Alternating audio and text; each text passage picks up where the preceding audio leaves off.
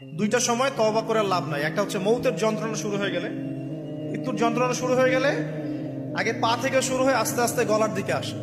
হাদিসে যেমনটা এসেছে, সূরা ওয়াকিয়ার মধ্যেও আছে যে পায়ের দিক থেকে যন্ত্রণা শুরু হয়ে আস্তে আস্তে আস্তে আস্তে এই গলার দিকে আসে, এবং আত্মাটা গলার এখানে যখন চলে আসে, এখান থেকে মালাকুল মউত আত্মাটাকে নিয়ে চলে যায়।